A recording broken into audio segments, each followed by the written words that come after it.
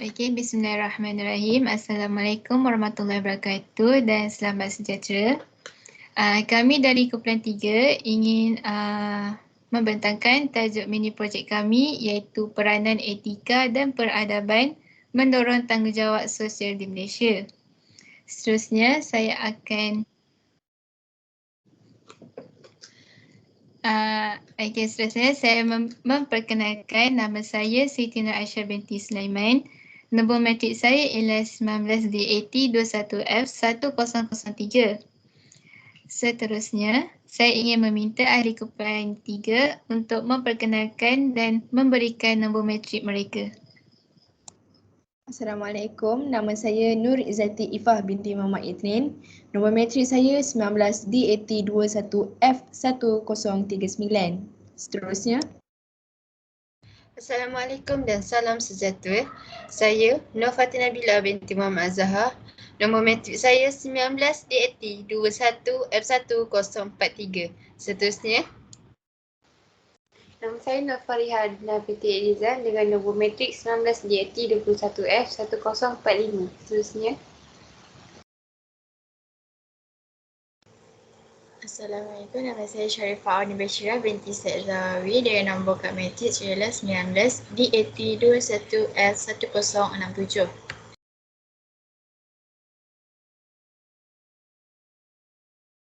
Okey, terima kasih.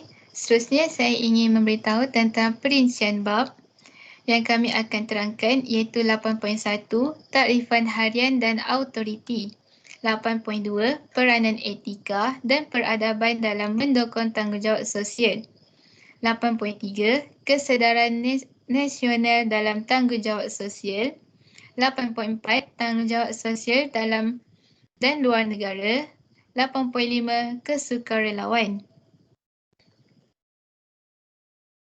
Okey, seterusnya hasil pembelajaran. Kita akan memahami konsep takrifan harian dan takrifan autoriti.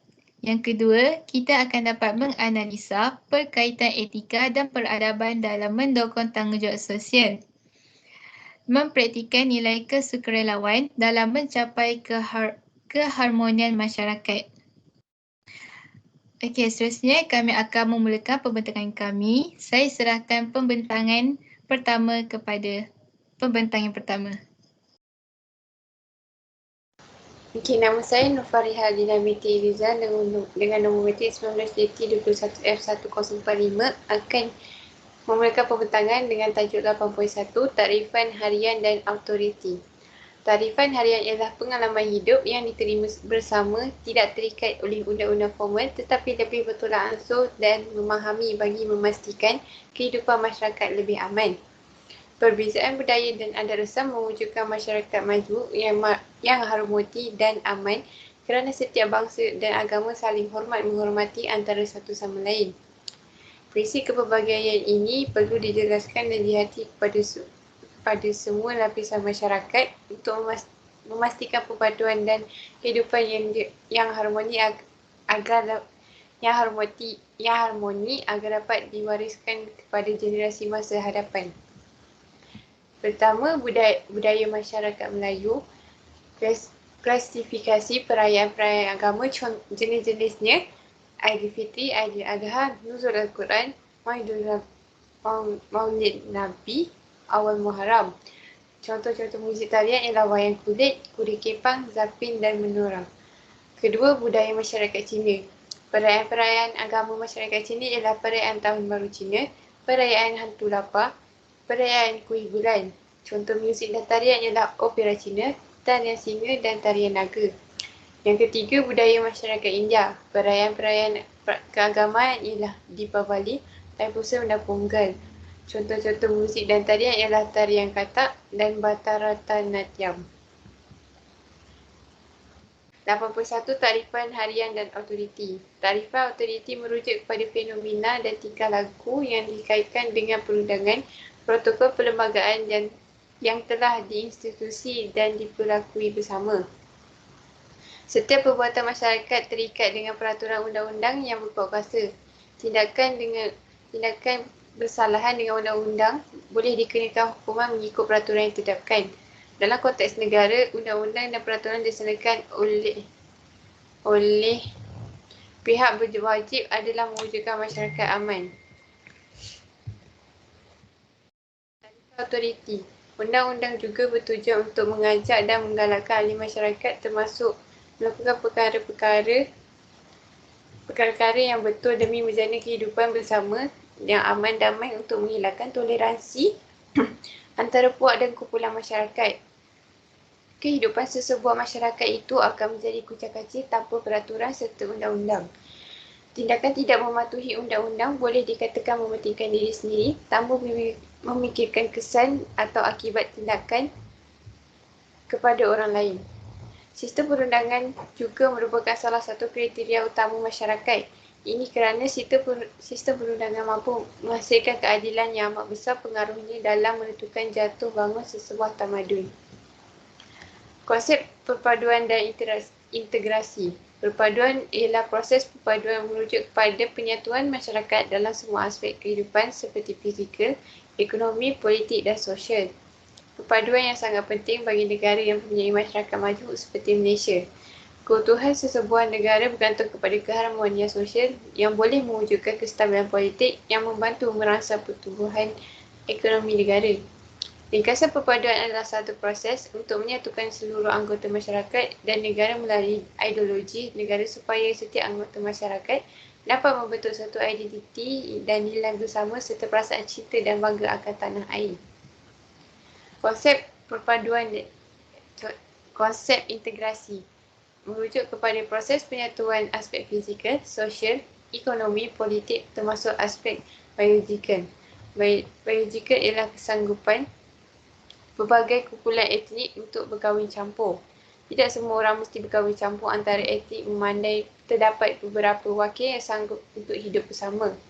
Ringkasannya, integrasi adalah satu proses bagi mewujudkan satu entiti rasional dalam kalangan kumpulan-kumpulan yang terpisah dari segi kebudayaan, sosial, ekonomi dan penempatan dalam sebuah unit politik. Sekian, terima kasih. Okey, terima kasih kepada Nur Faria atas pembentangan pertama. Seterusnya, saya akan menyambung pembentangan. Nama saya Siti Nur Aisyah binti Sulaiman dan nombor matrik saya ialah 19DAT21F1003. Peranan etika dan peradaban dalam mendukung tanggungjawab sosial. Yang pertama, kewujudan konsep sedekah, wakaf, infak, zakat dan sumbangan bermula daripada mereka yang mempunyai kelebihan nikmat untuk dikongsi dengan lebih memerlukan. Konsep tanggungjawab sosial adalah aktiviti seseorang individu atas organisasi yang dijalankan berasaskan kepentingan dan kebajikan masyarakat. Pelbagai bentuk sumbangan dan bantuan yang boleh diberikan kepada masyarakat sama ada dalam bentuk kewangan, tenaga atau buah fikiran. Akhir sekali, kewujudan tanggungjawab sosial ini akan meningkatkan kebajikan masyarakat seperti dalam bidang ekonomi, pendidikan, keselamatan dan kebersihan. Seterusnya, pemupukan nilai dan sikap tanggungjawab sosial. Yang pertama, saling mengenali dan membina sikap ramah mesra. Yang kedua, sikap ambil peduli. Yang ketiga, memikul tanggungjawab bersama. Sikap menyuruh kebaikan dan mencegah keburukan. Dan akhir sekali, keikhlasan dalam memberi bantuan. Sekian, terima kasih. Terima kasih kepada pembentang kedua. Saya akan meneruskan pembentangan ini. Nama saya ialah Sharifah Auni Bashira binti Said Sawawi dengan nombor kad matrik 19DAT21F1067. Saya ingin menerangkan tentang kesedaran nasional dalam tanggungjawab sosial. 8.3 Kesedaran nasionalisme dalam tanggungjawab sosial. Tanggungjawab sosial adalah komitmen individu atau sesebuah organisasi untuk beroperasi secara ekonomi dan mengambil kira keadaan sekeliling mereka. Dalam hal individu atau organisasi boleh organisasi boleh memainkan peranan dalam pelbagai bidang merangkumi aspek kesihatan, keselamatan, pendidikan, pekerjaan, alam sekitar dan pembangunan ekonomi. Peranan individu dan organisasi amat diperlukan terutama dalam mencapai pelaksanaan tanggungjawab sosial untuk memastikan matlamat wawasan kemakmuran bersama 2030 tercapai. Kesimpulannya, tanggungjawab sosial merupakan kewajipan semua individu untuk membantu golongan berkepulauan tulus dan beretika. Bentuk-bentuk tanggungjawab sosial. Pertama, sumbangan kewangan, iaitu individu, organisasi atau badan korporat boleh memberikan bantuan berbentuk kewangan dan pembiayaan kepada masyarakat yang memerlukan, seperti ibu tunggal, anak yatim, orang kurang upaya dan golongan berpendapatan rendah. Seterusnya, penjagaan alam sekitar. Tanggungjawab sosial boleh diberikan dalam bentuk meningkatkan penjagaan alam sekitar, mengelakkan sebarang bentuk pencemaran udara maupun pencemaran air, seperti menanam semula pokok, mengutik sampah di tepi pantai dan sebagainya. Yang ketiga ialah bantuan bencana alam, iaitu meringankan beban sementara yang ditanggung oleh individu yang terlibat dalam bencana alam. Boleh menghulurkan pelbagai bantuan seperti makanan, pakaian, kewangan, mengemas dan membasuh rumah.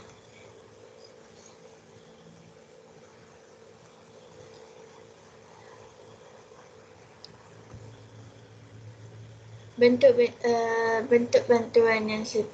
tanggungjawab sosial yang seterusnya ialah bantuan dalam bidang pendidikan, iaitu memberi sokongan pendidikan kepada pelajar fakir miskin, termasuk membantu siswa menyediakan diri seperti sumbangan laptop, pakaian, beg sekolah, kelas tambahan dan bekalan buku. Seterusnya ialah khidmat kesihatan, iaitu menganjurkan program pendidikan kesihatan, kempen menderma darah, pencegahan AIDS, kefahaman COVID-19, kefahaman penyakit kanser dan pemakanan sihat. Yang terakhir ialah khidmat kaunseling, iaitu membantu dan membimbing klien yang mempunyai masalah untuk membuat keputusan. Sokongan dan bantuan kaunseling sangat diperlukan bagi membantu mereka yang menghadapi masalah agar mereka dapat membuat keputusan yang tepat serta meningkatkan keyakinan diri. Itu sahaja daripada saya. Terima kasih.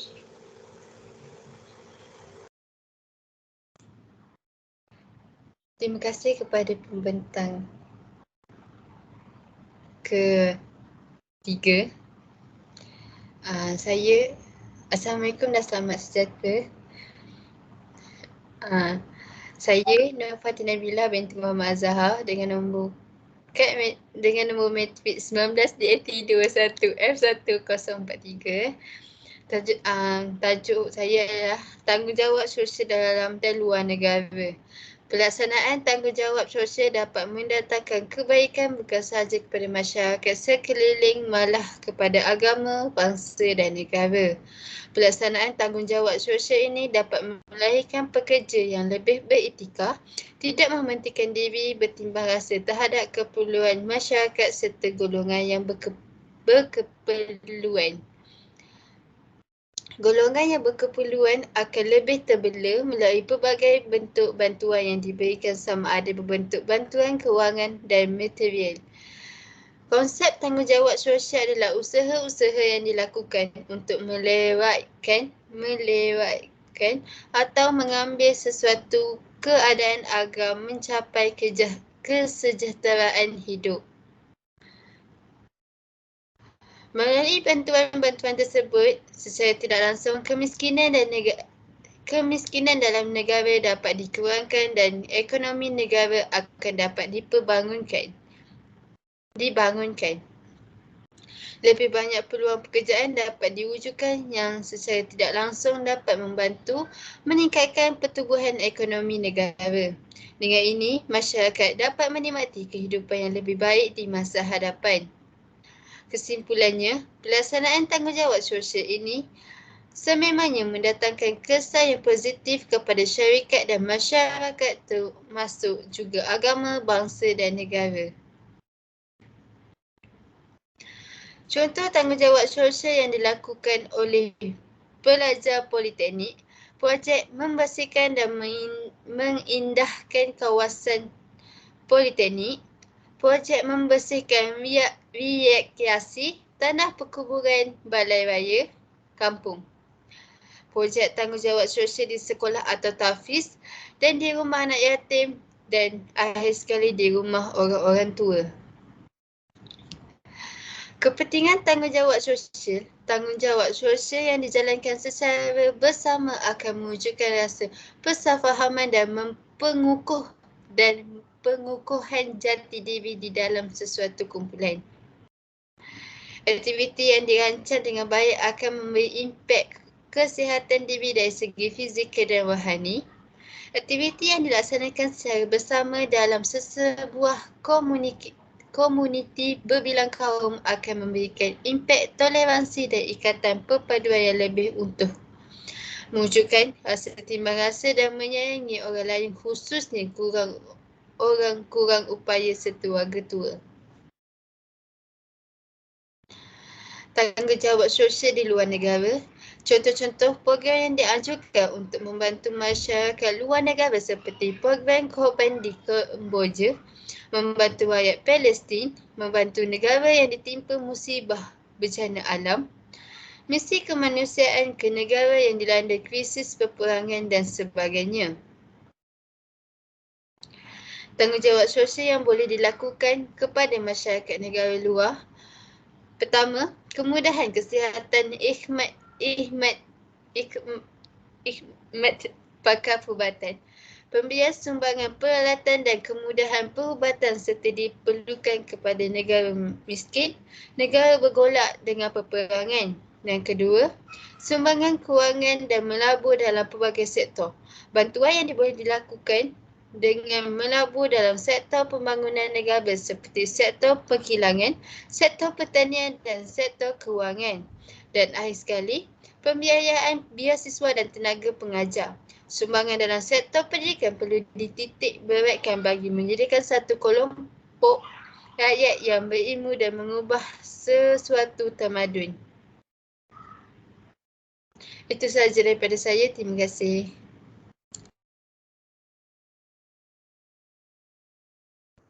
Terima kasih kepada pembentang keempat. Seterusnya saya Nur Izzati Ifah binti Muhammad Idrin, nombor matrik 19 DAT 21F1039 akan membentangkan tentang kesukarelawanan. Orang yang melakukan sesuatu. Kesukarelawanan adalah orang yang melakukan sesuatu perkara secara sukarela tanpa sebarang paksaan. Antara ciri-ciri yang dituntut dalam hikmat sukarela adalah sikap rendah diri, bersedia untuk menyumbang, persepsi dan personaliti yang positif. Amalan sukarelawan berpotensi untuk membawa masyarakat Malaysia berbilang kaum ke arah kesejahteraan. Sokongan padu dari pelbagai lapisan daripada orang perseorangan, pihak kerajaan serta badan bukan kerajaan ataupun NGO dalam memastikan kesukarelawanan dijadikan budaya hidup. Kesimpulannya, impak positif terhadap sukarelawan yang merangkumi pendedahan serta pengalaman yang berkaitan peningkatan harga diri, pengukuhan hubungan sosial, amalan nilai-nilai murni serta mengawal emosi dalam menyelesaikan masalah serta pemahaman terhadap isu konflik. Kesimpulan yang kita dapat daripada tajuk ini adalah tanggungjawab sosial merupakan penghayatan nilai seseorang terhadap masyarakat dan persekitaran. Oleh itu, kita seharusnya mengamalkan prinsip kebaikan, keseimbangan, ejen moral, amanah, kesukarelawanan dan kedermawan. Allah Allah sentiasa melihat setiap amalan yang dilakukan sebagaimana firman-Nya dalam surah Al-Taubah ayat surah ke-9 ayat ke-105. Itu saja daripada saya dan kumpulan saya. Sekian, terima kasih.